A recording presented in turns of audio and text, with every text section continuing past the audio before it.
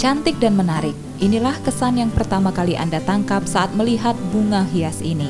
Namun tahukah Anda, jika bunga hias ini terbuat dari bahan dasar sendok bekas yang sudah tidak digunakan lagi?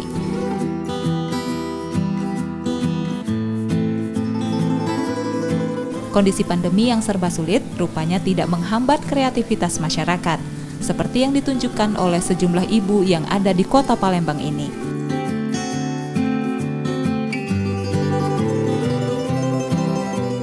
Mereka berkreasi membuat bunga hias dengan memanfaatkan sendok plastik bekas.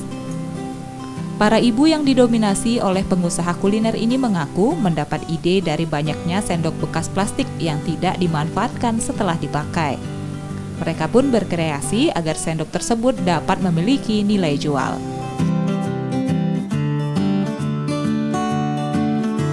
Satu tangkai bunga hias ini dijual mulai dari Rp3.500 hingga Rp10.000. Sejak pandemi ini kita orderan kurang ya, sama orderan banyak. Saya berpikir banyak orang belanja online pakai sendok bekas. Kalau makan kan pakai sendok plastik, otomatis bakso segala macam pasti ada sendoknya.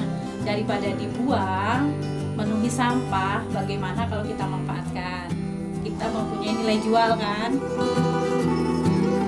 Meski hanya terbuat dari sendok plastik bekas, rupanya peminat bunga hias ini cukup banyak. Selain unik, bunga hias ini tetap cantik dilihat saat dipajang. Jadi ini kan bagus ya, unik, terus kayak di tempat lain belum ada sih. Kemarin saya lihat ada di IG yang jual ini. Jadi ini ya bagus ya, unik ya, maksudnya terus kita untuk dari teman-teman yang dari bahan bekas bisa jadi sesuatu ya, kayaknya bagus, unik. Peminat bunga hias ini berasal dari kalangan muda hingga tua. Saat ini penjualan masih terbatas di kalangan keluarga serta masyarakat umum yang ada di kota Palembang saja. Nur Muhammad Jali, Muklas Diferensial, Kompas TV, Palembang.